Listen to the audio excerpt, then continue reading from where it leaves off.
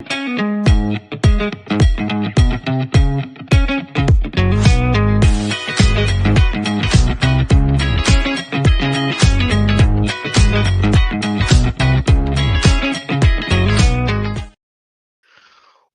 to another Fox's Focus show, guys. Welcome to the match preview for the Villa game. Make sure you get your comments in, get your views in. Obviously, we'll be talking, I think, Villa going into Saturday afternoon's game versus them. We will be having a fan on, hopefully, from Villa, one of the Villa fans as well, from the Love of the Paul McGrath Podcast, who hasn't come in yet, but we hopefully will soon. Make sure to check out all the socials down below, as you can see there. And yeah, get straight into it, and we'll get your comments and views in straight after the intro. The Leicester City machine is on the march again. Leicester Fan TV presents a variety of content like fan discussions, match analysis, and engaging with Leicester fans worldwide. We want your views live, thanks to our sponsors, Everard's, Pucker Pies, Hologram, Take Me, Newbie & Co, and the Fox's Arms. Want to watch more content like this? Hit the like button. Give us your views. Hit subscribe to Leicester Fan TV and make sure to follow us on all socials.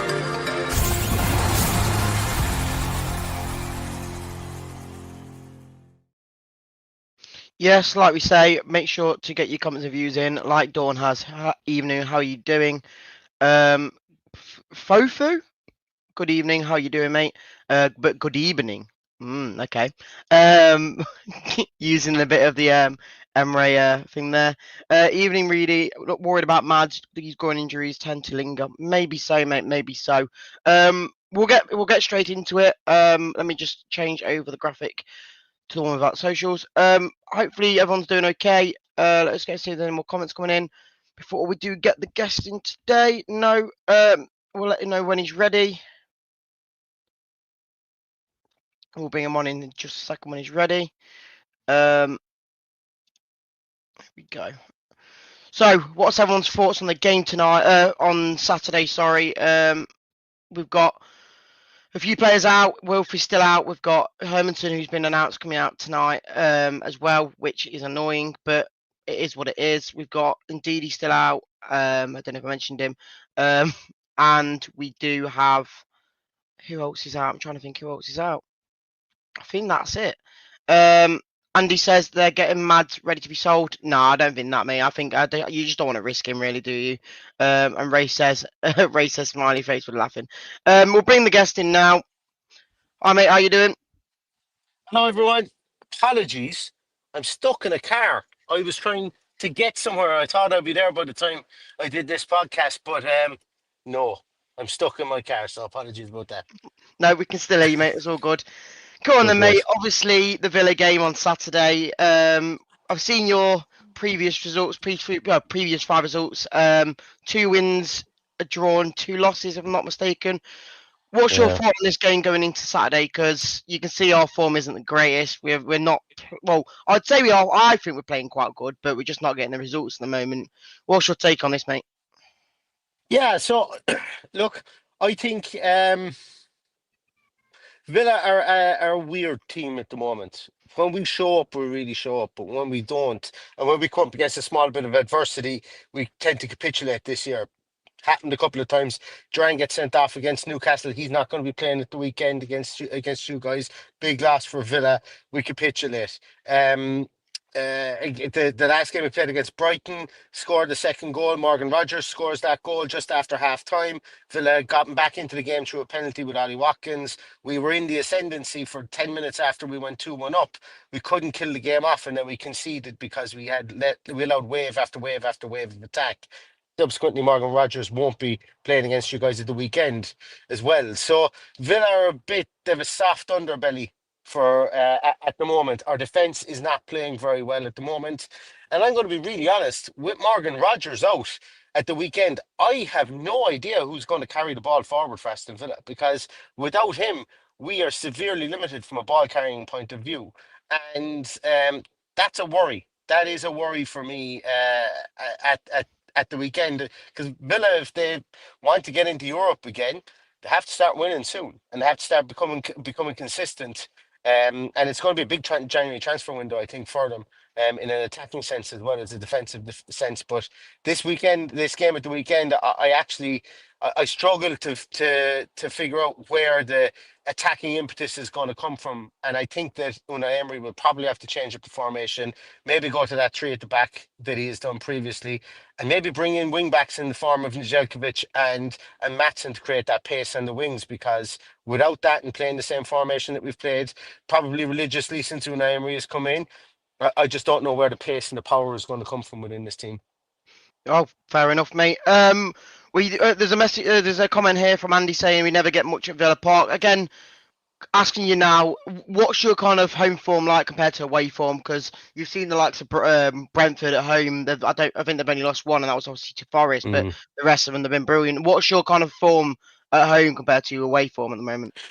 Definitely much better at home. Away from home, we're flaky, and we're less confident. But at home, we're pretty decent at home. That's where we feel most confident. And it's funny because the players feed off being at home more. I'm not really. I used to never be kind of a massive believer in home form versus away form and stuff, because specifically last year, Villa we were pulling results out of the bag, regardless of where we went to last year. It was just a fantastic season for the club. I'm sure, likewise, Leicester fans will think about the year you won the league. Pulling results out of absolutely nowhere against teams you've no right to win against, or get draws against, or come back against, or dominate when you're playing against them. And the difference between last year and this year for us is that we can't do that away from home. But at home, we seem to be much tighter outfit. We seem to be much better and much more confident, I think, as well. And specifically players like Ollie Watkins, who has recently been out of the team, is now back in the team with a goal and assist against Brighton. Looking for a good run of form for him at the moment. He needs confidence, because even though he is on a trajectory to be our top Premier League goal scorer of all time, he does suffer from periods where he goes on droughts and does begin to doubt himself. So hopefully he's somebody that can come good at home.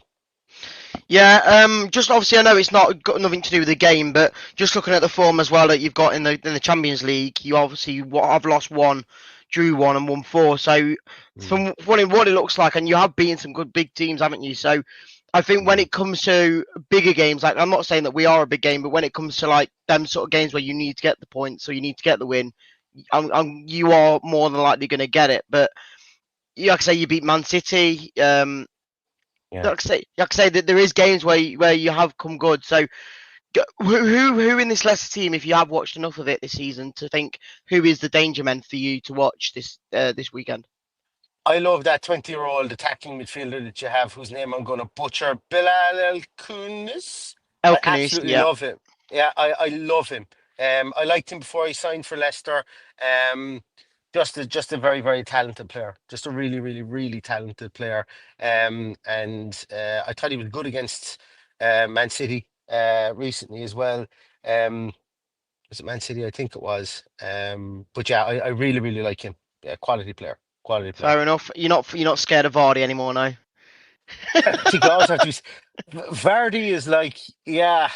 Vardy is, you can't kill him. Like, you just can't kill him. Like he does score so many goals against Aston Villa. I purposely ignored him because to talk about him does bring up that anxious feeling about him, as it does with most fan bases, because he's just so determined and driven, and he's broken every rule of physics, I suppose, and biology, I suppose, really, with regards to longevity in the Premier League, that you can never count him out. But yeah. Fair enough. Go on then. I'll ask you about the danger men for us. Who would we be looking out for come Saturday? Because, like you said, Morgan Rogers is going to be out. Apparently, he's Duran out as well.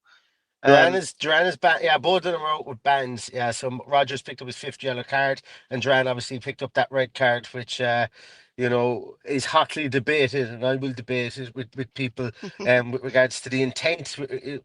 And now the FA are looking to ban him for a further 2 games, which I think is really nonsense. But he's out. Yes, he's out also. And they're the 2 Mavericks within our team. They're the 2 people who've got that little bit of magic in their boots.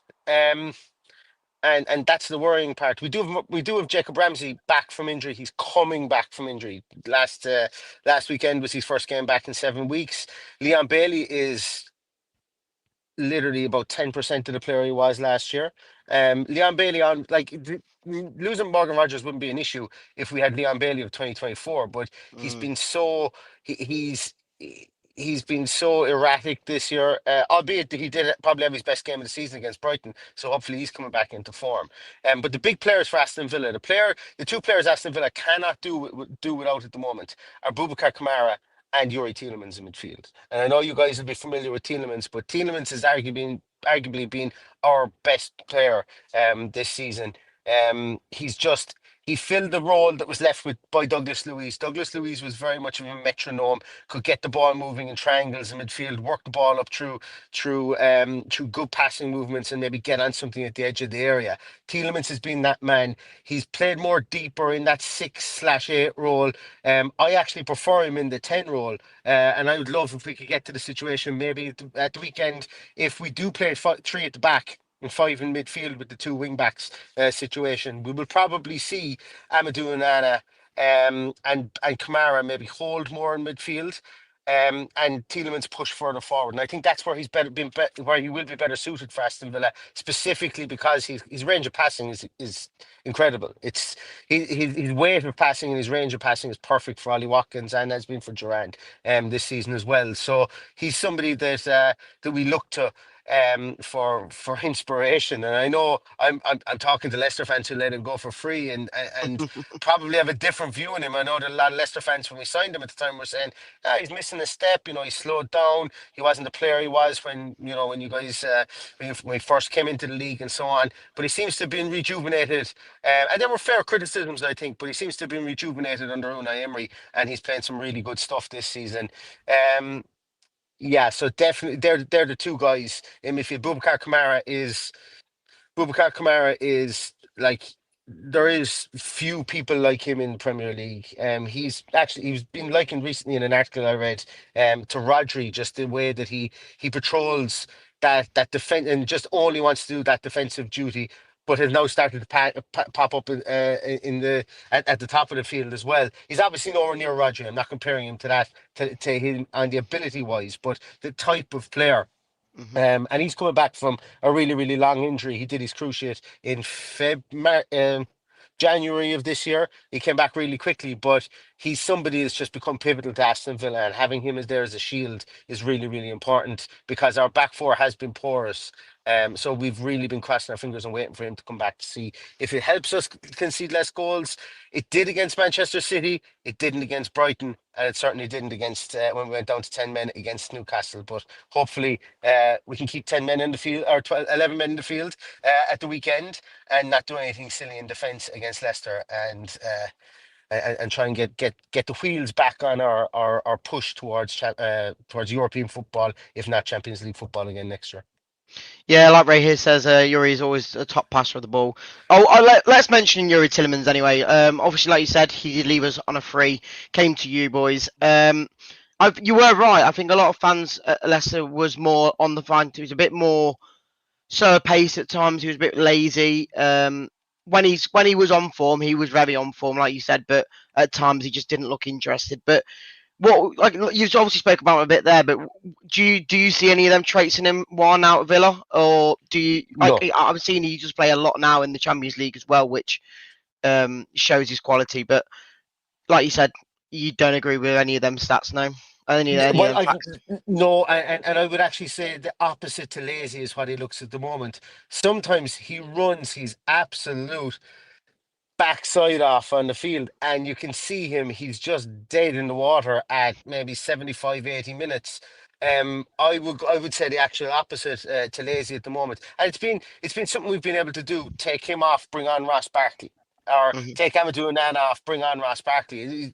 Barkley's been is a great substitute to have in that aspect. But what we're beginning to see is at the start of the year, excuse me, at the start of the year, our substitutes were coming on and having massive effect over 10, 15-minute periods, like huge effect. We're talking, could be 1-0 down, could turn the game around to win 2-1, and it would be our subs that would completely take control of the game. That's no longer happening for Aston Villa. And look, that's lightning in a bottle stuff. You can't catch that. You cannot go through the whole year of having super subs that will affect every single game. And I think that's where Villa are beginning to get, I'm not going to say found out, but that's where Villa are beginning to get frustrated and frustrating towards their fan base is that, well, some guys can't do it within 70 minutes. And then you had these guys coming off the bench for 20 minutes, and we're doing more than some guys that were doing for 70 minutes. And what's happened here? Like, when is it going to change where we can have a complete 90-minute performance?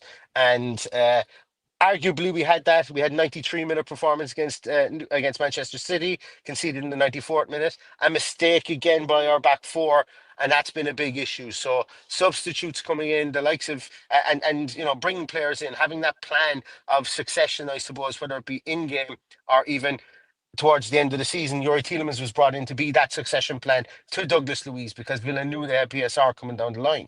And Tielemans didn't get as much game time as he did last year as he wanted. This year, he's the main man. He's one of the main men in our midfield, and we're reaping the benefits because, as you say, haven't missed Douglas Luiz as much as we thought we would have because Tielemans has been there. Fair enough, mate. I know how big Doug Luiz's boots were because, like I say, he was quality for you, and now he's at Juventus, and I think he's doing quite well there as well. But obviously, going into Saturday's game, then, mate, what's your kind of weak areas of the pitch? Because on our side, I don't know if you know, but we've not had the best of conversion rate when it comes to teams coming down our left-hand side into more of a JJ's role, and JJ kind of gets a bit exposed in the right back. And we seem to concede a lot more goals down that right-hand side than we do anywhere else. So what's your kind of weakened areas that you think maybe we can get at you if there is any? Exactly the same thing you said there. Our right-hand side is hit and miss. It's the definition. You look it up in the dictionary and you'll see a picture of our right-hand side. And the reason being is just because we've had so much flux in there. Matty Cash has been in there. And when he's been in there, he's been pretty good. But he's been injured a lot this year, which is something he hasn't been previously. Leon Bailey's out of form. He's also been injured. So what we've seen is we've had to start moving Ezri Konsa at the right back, playing John McGinn in the right midfield role. And it's just two alien, I won't say alien positions to them because they're both really good footballers and they perform well there, but it's not their core position. The amount that we lose, the amount of defensive structure and stability we lose by moving Ezri Konsa out to right back and bring Diego Carlos into defence, who I'm on record as saying he's a fine defender, not for our system. Absolutely not for our system. And it just weakens our defence so much by us having to do that the right side becomes the other team's playground. And it happens more and more. It's happened more and more often this season. And we're looking at right wingers to bring in. Daniel Malin is apparently it's going to be done. Yeah, and they're looking at a couple of other players, a couple of centre halves. The Antonio Silva from Benfica apparently is on the radar. We'll see about that one. I don't trust that rumor as much as I trust the Daniel Malin one. But there are two areas we need to fix. We need to be in a position whereby if we do make a decision to move Ezri Konsa out to right back, where he can perform amply, there's no problem with him playing out there. We can't have. We would have had Pau Torres and Diego Carlos in the middle of the defence. Two fine defenders in their own right, but not as good as Konsa. So we need to bring in a replacement for there. Now Pau Torres is out of the team. Looks like he's going to be out for about 3 months. At worst, we need defensive reinforcements, and our right hand side is iffy enough as it is. So I'm a bit worried about that at the weekend. What's going to happen at the right hand side? We probably can't go with a three at the back at the weekend, much not as I said that I was hoping we would do, because we only have 3 fit centre halves currently at the moment, unless they want to bring Sils Finkels from our under 21s onto the bench, which they have done before, or unless they want to play Lamar Bogard in a centre half position, or have him there as an auxiliary centre half, which they have done all throughout pre-season. They do have options, but they're really untested options. So it's going to be really interesting to see what the makeup of our back four is at the weekend. And if Unai Emery trusts Kostin Nedeljkovic to start at right back, if Matty Cash is back again, actually he will be, because he won't be banned. He was out against Brighton because he was suspended. So he will be back. So it's going to be interesting to see the makeup of our back line. And I'm hoping that It's Konza centre half and Matty Cash at right back, because we look a lot more sturdy that way when we do that. Fair enough. Fair enough. Last question I will ask you before we get to the score predictions is, what's your kind of style of play going into most games? Do you have like a certain style you always kind of stick to and then change it if you need to, Yeah. or do you play like a low block? Do you play quite more gung ho in times? What's your kind of way of playing, like, either this season or the last couple of seasons with your Yeah, manager? Unai Emery is system based, and he will be till the day he dies, and we love him for it. Absolutely, like Unai Emery is our best asset at the football club. We will be patient build up. We will build up from the back. You will see us pass the ball around 4 inches from our end line between our goalkeeper and our centre halves. No problem. And we will give up stupid chances. We will give up opportunities doing that. But we will play that for time immemorial until the world ends. That's the way that our backs our back line will play the game. It'll be patient build up. With Morgan Rogers in the team, and this is why I think we're going to miss him. Morgan Rogers has that change of pace ability about him, that driving forward, playing through the middle. Whoever we play in this in the team at the weekend, and it's why I think Tielemans will be pushed forward into the 10 position, and we'll see Amadou Onana and Abubakar Kamara there. We need somebody to be able to slide passes through. We need to lull the team forward and play slide passes through a defense that maybe. Who are your two centre halves do you think are going to be at the weekend? I suppose it's going to be Wout Faes, and will it be your?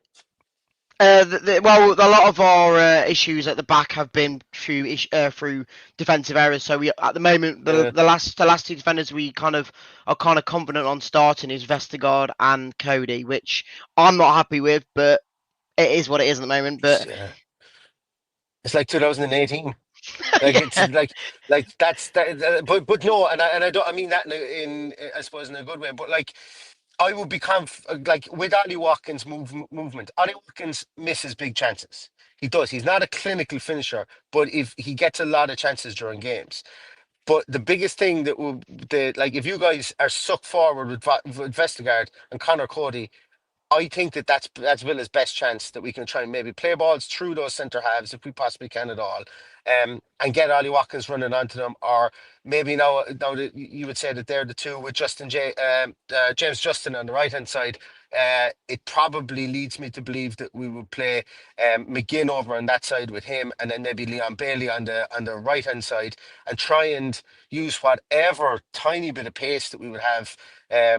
Well, Leon Bailey's fast, but he's just ineffective to try and suck you guys forward by playing the ball around maybe in our own half, and then try and catch you on this break. That's the way we've played against Bayern Munich. That's the way we played against Juventus, the Greater Plum, also Manchester City, and we like to invite pressure. We like to invite people up on almost onto our own box and then break really quickly. So Leicester will have to guard against that. Will you guys have? Will you guys, like you mentioned there about Ndidi? I think before he came on that he won't be available. Who's likely to be anchoring down midfield for you guys? it'll be most likely Winks and Sumare. Okay. Yeah. Yeah. Okay. That makes sense. That makes sense. So you'll have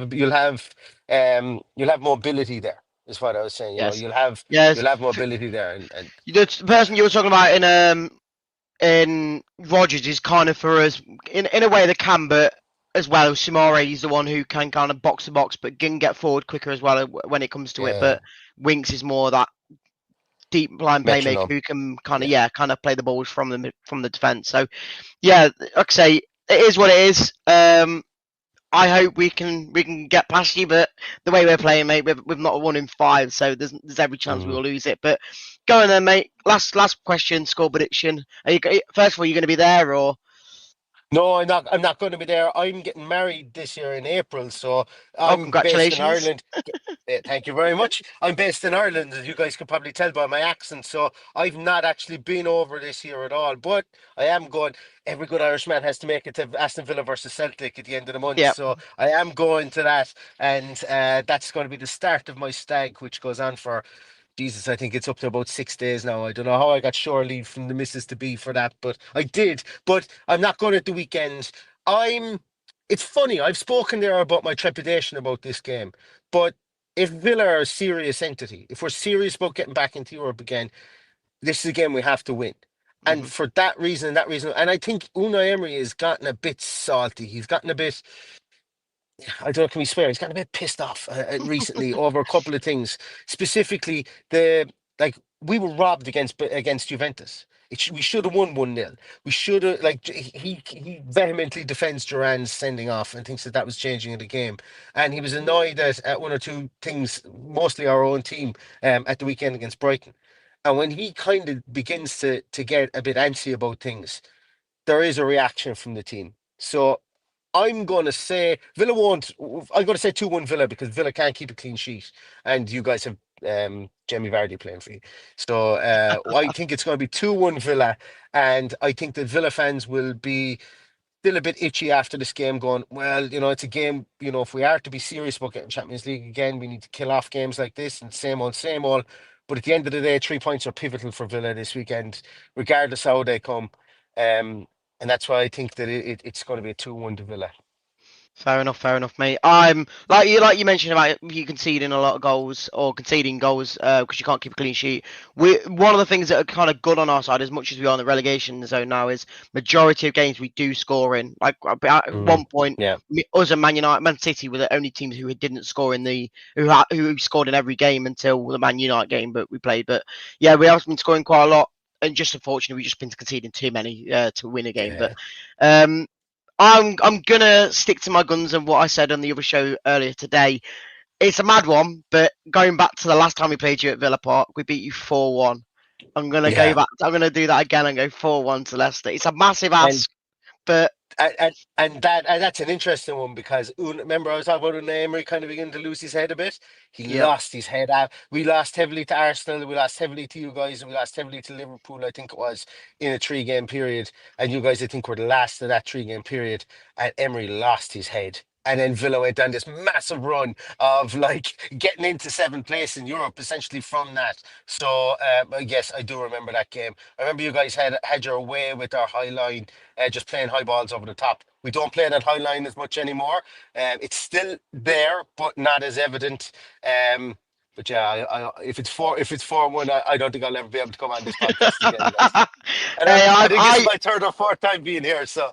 No, appreciate you coming on, mate. Again, I'm not confident on that 4-1. I just thought the last time we played there, we did get relegated, even though we beat you 4-1. So there's every chance there's a case of that. I'll take any sort of win. I'll probably even take a point. I'll be happy with a point. It's probably better to get a point than to lose the game. So appreciate you coming on, mate. Appreciate you joining us in the car. But no worries, and we'll catch you hopefully either after Villa or hopefully next season when we're still in the Premier League. If we're in the Premier League. Fourth round of the FA Cup. That's where we'll catch you. There you go. There you go. We'll draw you there. There you go. No worries. Appreciate it, mate. For having me on. All the best, guys. See you in a bit. There you go, guys. There is the Villa preview for Saturday. Getting an insight on the Villa fan opposition. Get your comments in for score predictions. There's only a few already come in. Michael 3-1 Villa. That's not positive, mate, is it? That is definitely not positive. Ray says 2-1 Leicester. Shocker incoming. Hopefully, mate. We need them points. Jordan says happy with a point. I think everyone would be happy with a point. But if you managed to get a 4-1 win away, you'd be very, very happy. You'd be buzzing. And there's not that long as well until you get home and get a few drinks down you after you get back from the Villa away game. Michael does say £45 million for him and then gave him away for nothing. How can that be good for BSR? Well, we tried to sell Yuri Tillemans the year before, didn't we? And we just couldn't get him out. So what I will say this. Was it worth letting him go on a free to win the FA Cup in a way? For what he did for us in the years he was with us, was it worth the £45 million? If he didn't do anything else and he just scored that goal in the FA Cup final to win the FA Cup, would you take £45 million for an FA Cup win? If you basically paid £45 million for an FA Cup win, I probably would. But that's just me. I think, to be honest, I think most fans would take that. But Villa Park is a lucky ground for us. Hopefully, Richard. Hopefully, Jordan says if we win 4-1, I'll be more than buzzing, mate. I'll be drunk on the floor. Honestly, I'll come back into this room, get some drinks out of this fridge, and absolutely down them. Michael, you wouldn't pay £45 million to win the FA Cup if that was all he did. Don't get me wrong, he did a lot more than that. Maybe not all good stuff, but I would take it. Because thinking about it, he did lose as the game against Spurs when we were 2-1 up to lose 3-2 in the last 2 minutes of the game. But let's just not mention that. But there you go, guys. There's the Villa preview for Saturday's game. Make sure to check out Jamie's show on Sunday to review the game. Hopefully we can get 3 points. Hopefully we can get a win. Jordan, yes. I'm not having you're not having me on that. I'm just saying if we did win 4-1. I'd get a few drinks down me. Don't worry about that. Appreciate you all coming on, and we'll catch you all on Sunday for the match review. See you in a bit, guys, and we'll catch you all next time. Peace! The Leicester City machine is on the march again. Leicester Fan TV presents a variety of content like fan discussions, match analysis, and engaging with Leicester fans worldwide. We want your views live, thanks to our sponsors, Everard's, Pucker Pies, Hologram, Take Me, Newbie & Co, and the Fox's Arms. Want to watch more content like this? Hit the like button. Give us your views. Hit subscribe to Leicester Fan TV and make sure to follow us on all socials.